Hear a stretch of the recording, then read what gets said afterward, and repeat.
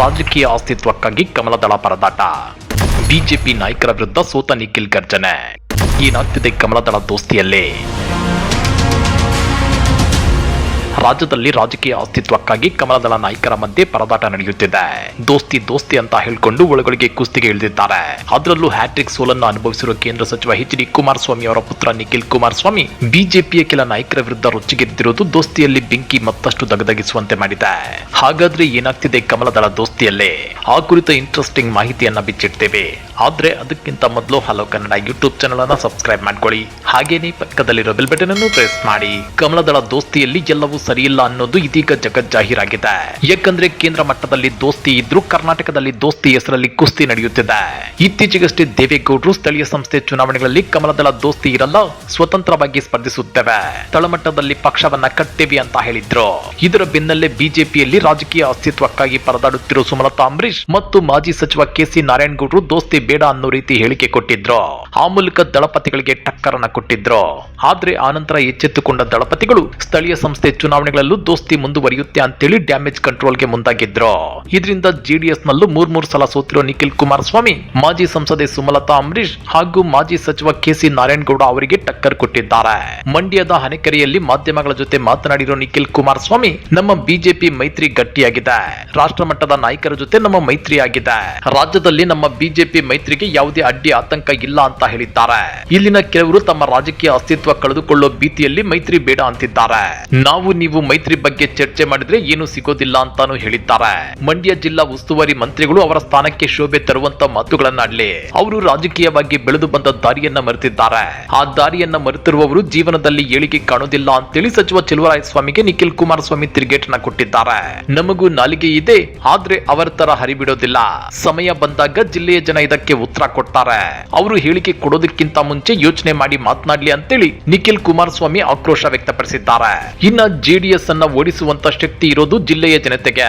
ಯಾರನ್ನ ಜಿಲ್ಲೆಯಲ್ಲಿ ಉಳಿಸಿಕೊಳ್ಳಬೇಕು, ಯಾರನ್ನ ಕಳಿಸಬೇಕು ಅಂತ ಜಿಲ್ಲೆಯ ಜನ ತೀರ್ಮಾನಿಸುತ್ತಾರೆ. ಕಳೆದ 2.5 ವರ್ಷದ ರಾಜ್ಯ ಸರ್ಕಾರದ ಆಡಳಿತ ವೈಖರಿಯನ್ನ ರಾಜ್ಯದ ಜನ ನೋಡಿದ್ದಾರೆ.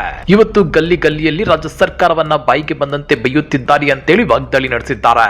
ಮದ್ದೂರು ನಗರಸಭೆ ವ್ಯಾಪ್ತಿಗೆ ಗ್ರಾಮ ಪಂಚಾಯಿತಿಗಳ ಸೇರ್ಪಡೆ ಕೈಬಿಡುವಂತೆ ಗ್ರಾಮಸ್ಥರು ಹಾಗೂ ರೈತರು ನಡೆಸುತ್ತಿದ್ದ ಅನಿರ್ದಿಷ್ಟಾವಧಿ ಧರಣಿ ಸತ್ಯಾಗ್ರಹದಲ್ಲಿ ಪಾಲ್ಗೊಂಡು ಗ್ರಾಮಗಳ ಸೇರ್ಪಡೆ ಕೈಬಿಡುವಂತೆ ನಿಖಿಲ್ ಕುಮಾರಸ್ವಾಮಿ ಆಗ್ರಹಿಸಿದ್ದಾರೆ.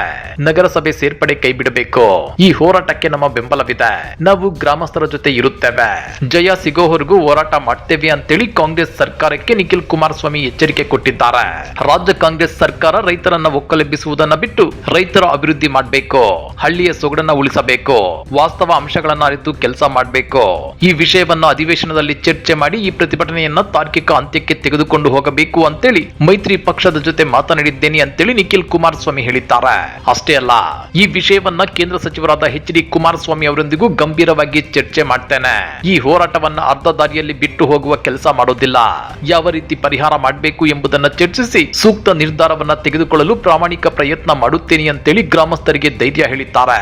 ಇಲ್ಲಿ ಗಮನಿಸಬೇಕಾದ ಅಂಶ ಏನಂದ್ರೆ 2023ರ ರಾಜ್ಯ ವಿಧಾನಸಭಾ ಚುನಾವಣಾ ಟೈಮಲ್ಲಿ ಇದೇ ನಿಖಿಲ್ ಕುಮಾರಸ್ವಾಮಿ ಸೇರಿದಂತೆ ಜೆಡಿಎಸ್ ನ ಎಲ್ಲಾ ನಾಯಕರು ಬಿಜೆಪಿ ಸರ್ಕಾರವನ್ನ ಟೀಕಿಸಿದ್ರು. ಬಿಎಸ್ವೈ ಮತ್ತು ಬೊಮ್ಮಾಯಿ ಅವರದ್ದು ಭ್ರಷ್ಟ ಸರ್ಕಾರ, ಇದನ್ನ ಕಿತ್ತೊಗೆಯುತ್ತೇವೆ. 2023ರ ಚುನಾವಣೆಯಲ್ಲಿ ಜೆಡಿಎಸ್ ಏಕಾಂಗಿಯಾಗಿ 123 ಸೀಟುಗಳನ್ನ ಗೆಲ್ಲುತ್ತೆ ಅಂತೆಲ್ಲ ಹೇಳಿದ್ರು. ಜೊತೆಗೆ ಮೋದಿ, ಅಮಿತ್ ಶಾ, ಆರ್ಎಸ್ಎಸ್ ಹೀಗೆ ಎಲ್ಲರನ್ನು ಟೀಕಿಸಿದ್ರು.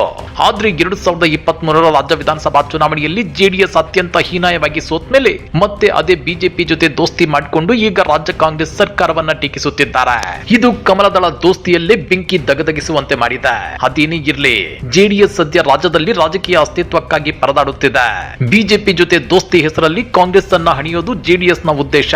ಇತ್ತ ಬಿಜೆಪಿಯದ್ದು ಕೂಡ ಇದೇ ತಂತ್ರಗಾರಿಕೆ. ಜೆಡಿಎಸ್ ಜೊತೆ ಸೇರ್ಕೊಂಡು ಕಾಂಗ್ರೆಸ್ ಅನ್ನ ಕಟ್ಟಿ ಹಾಕಲು ಯತ್ನಿಸುತ್ತಿದೆ. ಆದ್ರೆ ಒಲ್ಲದ ದೋಸ್ತಿಯಿಂದ ಕಮಲದಳದ ಒಳಗೊಳಗೆ ಕುಸ್ತಿ ನಡೆಯುತ್ತಿರೋದು ಇದೀಗ ಮತ್ತೆ ಜಗಜ್ಜಾಹೀರಾಗಿದೆ. ಈ ಬಗ್ಗೆ ನೀವೇನಂತೀರಾ? ಕಮೆಂಟ್ ಮಾಡಿ, ವಿಡಿಯೋ ಲೈಕ್ ಮಾಡಿ, ಶೇರ್ ಮಾಡಿ.